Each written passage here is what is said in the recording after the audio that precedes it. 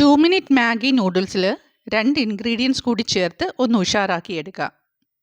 ക്യാരറ്റും ക്യാപ്സിക്കവുമാണ് കൂടുതലായി ചേർക്കുന്നത്. മാഗിയുടെ മസാല ഫ്ലേവറാണ് ഞാൻ എടുത്തിരിക്കുന്നത്.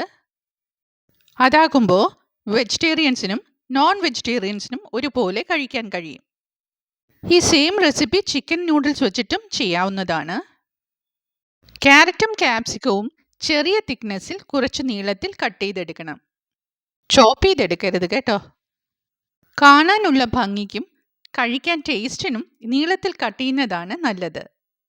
ഇനി ഒരു പാൻ ചൂടാക്കാം. അതിലേക്ക് സൺഫ്ലവർ ഓയിലാണ് ഒഴിക്കുന്നത്.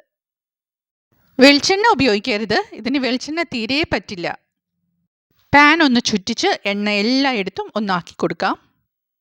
ക്യാരറ്റും ക്യാപ്സിക്കവും ഇതേമാതിരിയാണ് കട്ട് ചെയ്യേണ്ടത്. എണ്ണ ചൂടായിട്ട് അതിലേക്കിട്ട് ഒന്ന് വഴറ്റിയെടുക്കണം.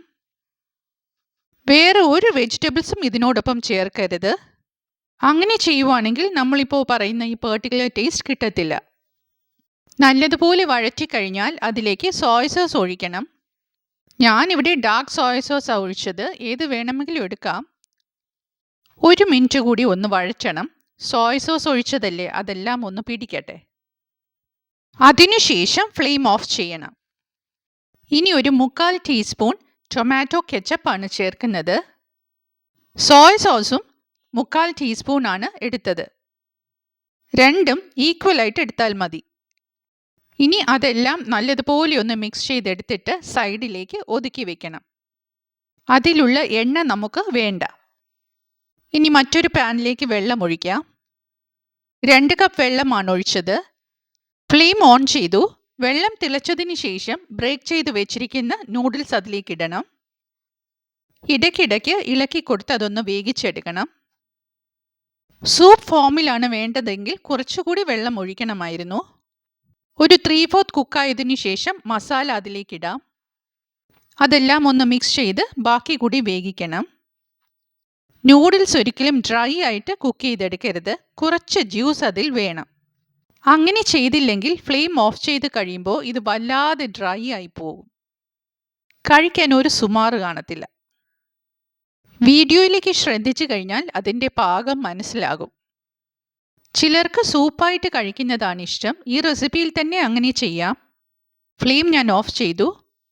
അതിനുശേഷം സോട്ട് ചെയ്ത് വെച്ചിരിക്കുന്ന ക്യാപ്സിക്കവും ക്യാരറ്റും അതിലേക്ക് ഇടുകയാണ്. നേരത്തെ ഞാൻ പറഞ്ഞതുപോലെ എണ്ണ ഒഴിവാക്കണം. ഈ എണ്ണ ഞാൻ കളയുകയാണ്. ഇനി നൂഡിൽസും സോട്ട് ചെയ്ത വെജീസും ഒന്ന് മിക്സ് ചെയ്തെടുക്കാം. ഇതിന് ഭയങ്കര ടേസ്റ്റാണ് കേട്ടോ. നിങ്ങളൊന്ന് ഉണ്ടാക്കി നോക്കണം. കുട്ടികൾക്കും വലിയവർക്കും ഒക്കെ ഇത് കൊടുക്കാവുന്നതാണ്. വെറുതെ പ്ലെയിൻ ആയിട്ട് മാഗി നൂഡിൽസ് ഉണ്ടാക്കി കൊടുക്കുന്നതിനേക്കാൾ ഇതേമാതിരി ചെയ്യുവാണെങ്കിൽ എല്ലാവർക്കും കഴിക്കാൻ കൂടുതൽ ഇഷ്ടം തോന്നും. അങ്ങനെ മാഗി നൂഡിൽസ് ഉണ്ടാക്കി കഴിഞ്ഞു. ഈ വീഡിയോ നിങ്ങൾക്ക് ഇഷ്ടമായിട്ടുണ്ടെങ്കിൽ ലൈക്ക് ചെയ്ത് സബ്സ്ക്രൈബ് ചെയ്ത് ഷെയർ ചെയ്ത് സപ്പോർട്ട് ചെയ്യണം കേട്ടോ. ബെല്ലൈക്കൺ കൂടി എനേബിൾ ചെയ്യാൻ മറക്കരുത്. വീഡിയോ കണ്ടിട്ട് നിങ്ങളുടെ ഒപ്പീനിയൻ കൂടി അറിയിക്കണം.